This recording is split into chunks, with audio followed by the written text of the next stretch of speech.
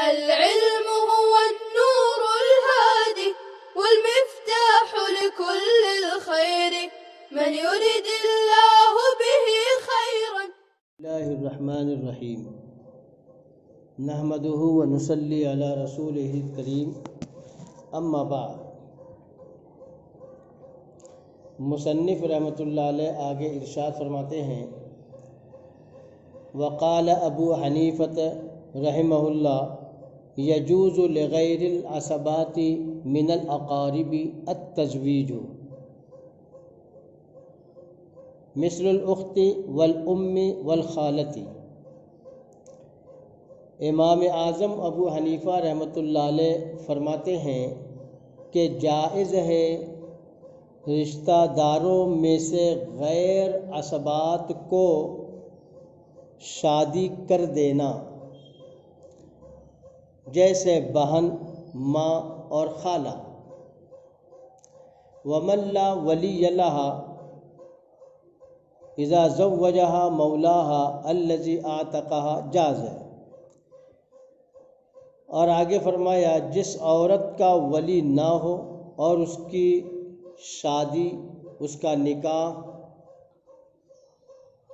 وہ آقا کر دے جس نے اس کو آزاد کیا ہے تو یہ بھی جائز ہوگا.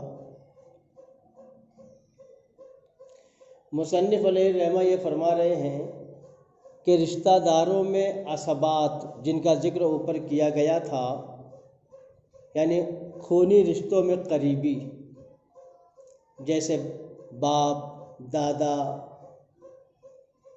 بھائی، بیٹا. تو اگر امام ابو حنیفہ یہ فرما رہے ہیں کہ ان کے علاوہ اگر کسی دوسرے رشتہ دار نے جو کہ ولی بنتا ہے، حق ولایت اس کو حاصل ہے، اس نے نکاح کرا دیا تو اس کا نکاح کرا دینا جائز ہوگا. اور یہ اسی وقت ہوتا ہے کہ جب کہ وہ قریبی رشتہ دار وطن سے دور ہو، غائب ہو، ورنہ اس کی موجودگی میں تو دوسرے حضرات اس میں دخل اندازی نہیں کرتے. تو معلوم یہ ہوا کہ اگر ولی اقرب، ولی دو طرح کے ہوں گے، ایک ولی اقرب، دوسرا ولی ابعد. اگر اقرب کی غیر موجودگی میں ابعد نے نکاح کرا دیا تو نکاح درست ہوگا.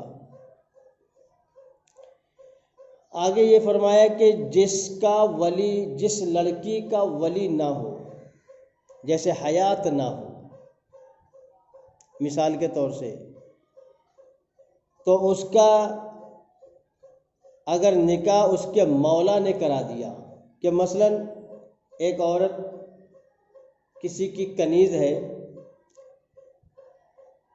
اور اس نے جو ہے تو اس کو یا تو آزاد کر دیا یا تو اپنی ملکیت میں رکھتے ہوئے کسی مرد سے نکاح کرا دیا، آزاد کر کر نکاح کرایا یا ملکیت میں رکھ کر، تو اس کا یہ نکاح کرا دینا دونوں صورتوں میں جائز ہوگا.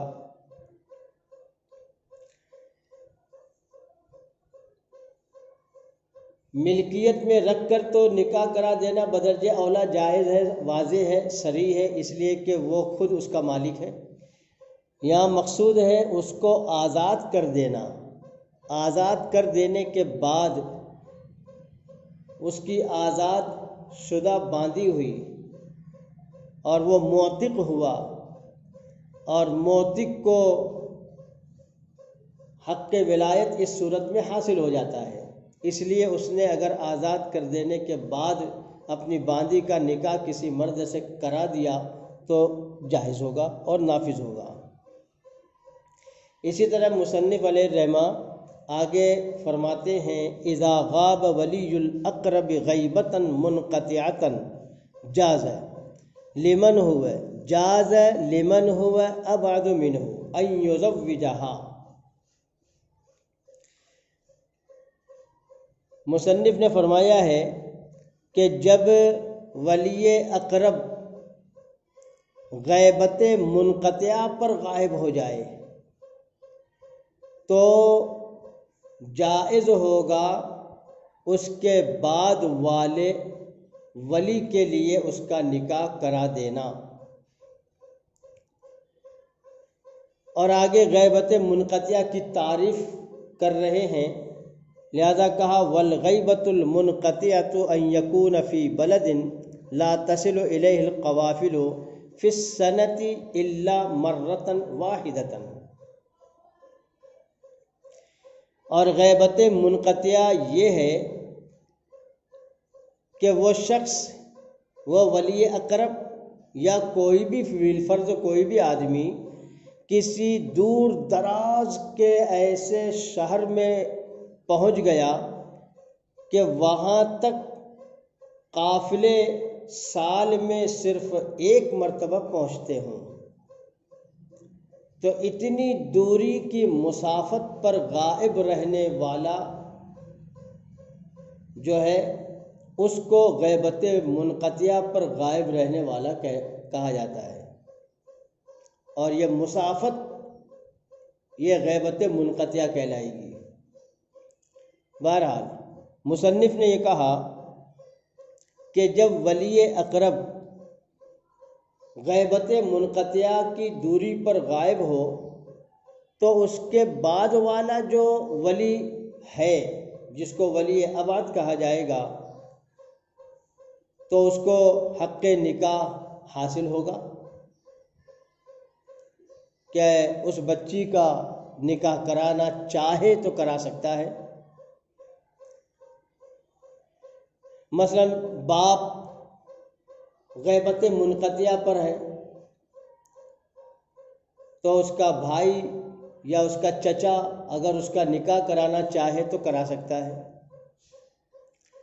رہا غیبت منقطعہ کی بیان کردہ مصنف کی تعریف جو ہے، مصنف نے یہی بیان کیا کہ غیبت منقطعہ اتنی لمبی اور دور دراز کی مسافت کو کہتے ہیں کہ اتنی دور اگر قافلے زمانے قدیم کے اعتبار سے جو یا تو پیدل چلا کرتے تھے یا گھوڑے یا اونٹ کی سواری پر چلا کرتے تھے، اور ان کے چلنے کا جو طور طریقہ تھا کہ مثلا صبح کے کچھ وقت میں چلنا، شام کے کچھ وقت میں چلنا، اور رات کے کچھ حصے میں چلنا، اور کچھ اس طرح درمیان میں کچھ آرام کرنا، جس کو مسافت شرعی کہا گیا کہ اتنی لمبی مسافت شرعی کا جو ایک معیار رکھا گیا ہے کہ 3 دنوں کی یہ مسافت آج کل کے کلومیٹر کے حساب سے جو ہے تو 77.5 کلومیٹر ہوتا ہے، تو یہ چلنے کی رفتار تھی۔ اس رفتار کے اعتبار سے، نہ کہ آج کے زمانے کی رفتار کے اعتبار سے، اس زمانے قدیم کی رفتار کے اعتبار سے قافلے ایک جگہ سے روانہ ہوئے تو اتنی دور دراز گئے کہ وہاں پر پہنچ گئے، لیکن اگر واپس ہونا چاہیں تو اسی سال واپس نہیں ہو سکتے بلکہ دوسرے سال واپس ہو سکتے ہیں۔ تو اس کو کہا گیا کہ قافلے سال میں صرف ایک ہی مرتبہ پہنچتے ہوں، اتنی دوری پر اگر وہ موجود ہے تو یہ غیبت منقطعہ کہلائے گی۔ لیکن مصفہ اور اسی طرح فتاوی کبریٰ اور کنز وغیرہ میں اس مسافت کو بیان نہیں کیا گیا، بلکہ یہ کہا گیا ہے کہ ولی اقرب کا بقدر مسافت شرعی دور رہنا یہی معتبر ہے، اور اسی پر فتویٰ بھی دیا گیا ہے، لہذا یہ مفتیٰ بہ قول ہوا۔ تو اب اس صورت میں اگر کوئی سفر شرعی پر ہے قریب یا دور تو ولی ابعد اگر جو تو نکاح کرانا چاہے تو کرا سکتا ہے۔ خیر، آگے مصنف فرماتے ہیں والکفاءۃ فی النکاح معتبرۃ فَإِذَا تَزَوَّجَتِ الْمَرْأَةُ بِغَيْرِ كُفُوءٍ فَلِلْأَوْلِيَاءِ أَنْ يُفَرِّقُوا بَيْنَهُمَا، اور نکاح میں کفو یعنی ہمسری برابری معتبر ہوگی، لہذا اگر کسی عورت نے نکاح کر لی غیر کفو میں تو اس کے اولیاء کو اختیار ہوگا ان دونوں کے درمیان تفریق کرنے کا۔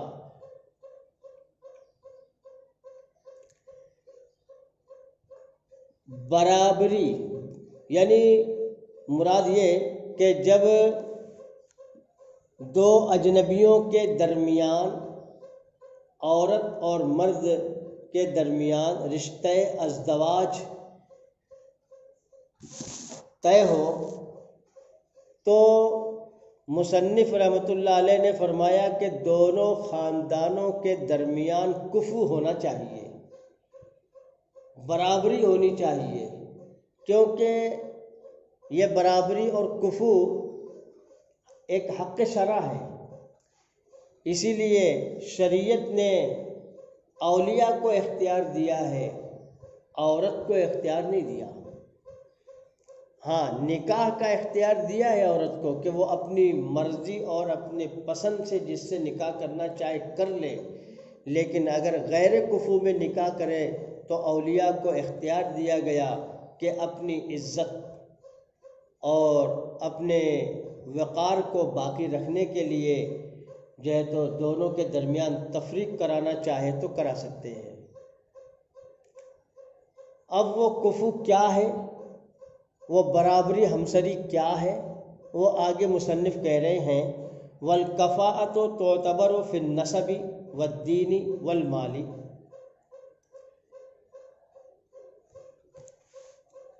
اور کفو معتبر ہوگا نسب میں اور دین میں اور مالداری میں۔ وَهُوَ أَن يَكُونَ مَالِكًا لِلْمَهْرِ وَالنَّفَقَةِ، اور مال سے مراد اتنا مال کا مالک ہونا ہے کہ وہ مہر معجل اور نفقہ کی ادائیگی کا مالک ہو۔ وَتُعْتَبَرُ فِي الصَّنَائِعِ، اور چوتھی چیز ہے پیشہ وری کا بھی اعتبار ہوگا۔ لہذا مصنف نے جو کہا تھا اوپر کہ نکاح میں کفو اور برابری اور ہمسری معتبر ہوگی، تو وہ کفو یہ ہے کہ دونوں خاندان حسب نسب کے اعتبار سے برابر ہوں، جیسے سید دونوں خاندان سید ہوں، چاہے اس میں جو ہے تو ہاشمی ہوں، قریشی ہوں، نوفلی ہوں، یہ سب جو ہے تو سادات کہلاتے ہیں۔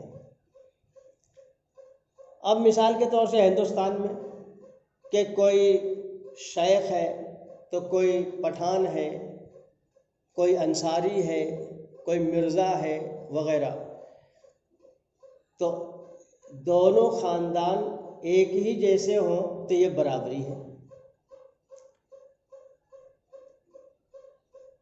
والدین، اور دین میں بھی جو ہے تو ہمسری ہو کہ دونوں خاندان جو ہے تو دیندار ہوں۔ یہ اور بات ہے کہ دینداری میں کمی بیشی ہوتی ہے، لیکن دیندار ہونا اس کو ثابت کیا گیا ہے۔ یہ نہیں کہ ایک خاندان دیندار ہے تو دوسرا جو ہے تو دنیا دار ایسا ہے کہ اسے دین سے کوئی لگاؤ نہیں، تو اس میں کفر نہیں ہوگا۔ ہاں، دونوں خاندان دیندار ہوں تو کفر پایا جائے گا۔ اسی طرح مال، صاحب ثروت ہونا، ایک خوب مالدار ہے دوسرا کم مالدار ہے، برابری نہیں ہوئی۔ ہاں، اس سے کم اور کچھ زیادہ ہوں تو یہ برابری کہلائے گی۔ لہذا امیر اور غریب کے درمیان کفو نہیں ہے۔ یہ 3 چیزیں ہوئیں، اور چوتھی چیز ہے صنعت، پیشہ، ہنر، تجارت، کاروبار، بزنس جو بھی ہے۔ لہذا پیشے اور کاروبار اچھے بھی ہوتے ہیں اور برے بھی۔ لہذا اچھے کاروباری کو اپنے کاروبار پر فخر ہوتا ہے، اپنی تجارت پر فخر ہوتا ہے۔ لہذا ایسے پیشہ ور جو بدنام زمانہ ہوں، اور ایک جو ہے تو اچھے پیشے والا ہو، تو دونوں کے درمیان کفو نہیں ہے۔ ہاں، دونوں ایک جیسے ہوں تو کفو کہلائے گا۔ یہ ہے نکاح میں کفو کا معتبر ہونا۔ آگے مصنف فرماتے ہیں وَإِذَا تَزَوَّجَتِ الْمَرْأَةُ وَنَقَصَتْ مِنْ مَهْرِ مِثْلِهَا فَلِلْأَوْلِيَاءِ الْاعْتِرَاضُ عَلَيْهَا عِنْدَ أَبِي حَنِيفَةَ رحمه الله حَتَّى يُتِمَّ لَهَا مَهْرَ مِثْلِهَا أَوْ يُفَارِقَهَا، یعنی اور جب کسی عورت نے نکاح خود کر لی اپنی مرضی سے اور اپنے مہر مثل میں کمی کر دی، تو لڑکی کے اولیاء کو اعتراض کا حق ہوگا۔ امام ابو حنیفہ رحمۃ اللہ علیہ کے نزدیک یہاں تک کہ وہ پورا کرا لے مہر مثل کو، یا تو پھر ان دونوں کے درمیان تفریق کر دیں۔ مصنف کہہ رہے ہیں کہ اگر کسی عورت نے اپنی مرضی اور اپنی پسند سے ولی کی اجازت کے بغیر کسی مرد سے نکاح کر لی، اور نکاح میں جو مہر مثل تھا وہ مقرر کرنے کے بجائے اس سے کم پر راضی ہو گئی اور کم مہر پر نکاح کر لی، تو چونکہ لڑکی کے اولیاء کو اپنے مہر مثل پر بھی جو ہے تو فخر ہوتا ہے، اس لیے وہ اس پر اعتراض کرنا چاہیں تو اعتراض کر سکتے ہیں، نہ اعتراض کرنا چاہیں تو نہیں بھی کر سکتے۔ لہذا اگر اعتراض کرنا چاہیں تو اعتراض کر سکتے ہیں، اور اس سے یعنی اس کے شوہر سے مہر مثل کی رقم تک پورا جو ہے تو کرا سکتے ہیں، لہذا مہر مثل وصول کر سکتے ہیں۔ اگر وہ راضی ہو جائے تو نکاح دونوں کا باقی ہے، اور اگر جو ہے تو وہ مہر مثل نہ دے، اس پر راضی نہ ہو، تو اب لڑکی کے اولیاء کو اختیار ہے، اگر وہ چاہیں تو دونوں کا نکاح فسخ کرا دیں اور دونوں کے درمیان تفریق کر دیں۔ مہر مثل کس کو کہتے ہیں؟ مہر مثل اصل میں لڑکی کا خاندانی مہر کہلاتا ہے، لڑکی کا خاندانی مہر، اور یہ باپ کے قبیل سے چلتا ہے نہ کہ ماں کے قبیل سے۔ کہ مثلا بہن کا زینب کا آج نکاح ہوا، اس سے پہلے اس کی بہن کا نکاح ہو چکا تھا، تو اس کا جو مہر تھا وہ مہر مثل کہلائے گا، کیونکہ نسب باپ سے چلتا ہے، اس لیے یہ مہر مثل کہلایا۔ ماں کے نکاح میں جو مہر رہا ہو تو وہ مہر مثل نہیں کہلائے گا۔ ہاں، اگر ماں باپ کے قبیل سے ہو، جیسے چچیرے بھائی بہنوں کا نکاح ہو جاتا ہے تو ان دونوں کا دادا ایک ہوتا ہے، تو باپ کا قبیل ہوا، تو اب اس صورت میں ماں کا مہر مہر مثل کہلائے گا۔ وہ بیٹی کے لیے مقرر کیا جائے تو مہر مثل مقرر کرنا کہلائے گا۔ یہ ایک مثال ہوئی۔ ویسے خاندانی مہر وہ باپ دادا پر دادا وغیرہ سے چلی آتی ہے بہت اوپر سے، تو وہ مہر مثل اسی، اور اسی کو جو ہے تو خاندانی مہر کہتے ہیں۔ بہرحال آگے مصنف نے کہا وَإِذَا زَوَّجَ الْأَبُ ابْنَتَهُ الصَّغِيرَةَ وَنَقَصَ مِن مَهْرِ مِثْلِهَا، اور جب باپ نے اپنی نابالغ بیٹی کا نکاح کرا دیا، وَنَقَصَ مِن مَهْرِ مِثْلِهَا، اور اس کے مہر مثل کو کم کر دیا، او ابنہ الصغیر، یا اپنے نابالغ بیٹے کا نکاح کرا دیا، وزاد فی مہر امرأتہ، اور اس کی بیوی کے مہر میں اضافہ کر دیا، جاز ذالک علیہما، تو یہ ان دونوں کے حق میں جائز ہوگا۔ ولا یجوز ذالک لغیر الاب والجد، اور ایسا کرنا جائز نہیں ہوگا باپ اور دادا کے علاوہ کے لیے۔ باپ نے اپنی بیٹی کا نکاح کیا، ابھی اوپر مہر مثل کا تذکرہ چل رہا تھا، اور یہاں پر جو ہے تو مہر مثل میں کمی باپ کی جانب سے کرانے کو بیان کیا گیا ہے، جبکہ اوپر کہا گیا تھا کہ اگر لڑکی نے اپنا مہر مثل سے کم پر نکاح کیا تو اس کے والدین کو اختیار ہوگا مہر مثل کی تعداد پوری کرنے کا، اور اب یہاں کہہ رہے ہیں خود اگر کم کر دے تو یہ بھی ان کا اختیار ہے۔ ایک بات ہوئی، دوسری بات یہ کہ یہ نابالغہ ہے اور وہ بالغہ تھی، یہ نابالغہ ہے، نابالغہ مہجور علیہا ہوتی ہے، وہ خود اپنا نکاح نہیں کر سکتی، کر لے بھی تو نکاح منعقد نہیں ہوگا، ہاں اس کے باپ اور دادا نے اگر نکاح کرا دیا تو نکاح نافذ ہو جائے گا۔ اب باپ دادا کو اختیار ہے کہ اگر وہ چاہے تو مہر مثل سے کم کر دیں، لہذا اسی کو بیان کیا کہ اگر مہر مثل سے کم مہر پر نکاح کرا دیا بیٹی کا، یا جس بیٹے کا نکاح کرایا ہے اس کی بیوی کا مہر جو ہے تو مہر مثل سے بھی زیادہ دے دیا، تو دونوں صورتوں میں ایسا کرنا ان کے لیے جائز ہے اور یہ ان کا حق ہے، اس لیے ان کے علاوہ کسی اور کے لیے ایسا کرنا جائز نہیں ہوگا۔ تمت۔ السلام عليكم، لا تنسوا الاعجاب بالفيديو والاشتراك في القناة تشجيعا لنا لنستمر بنشر المزيد إن شاء الله.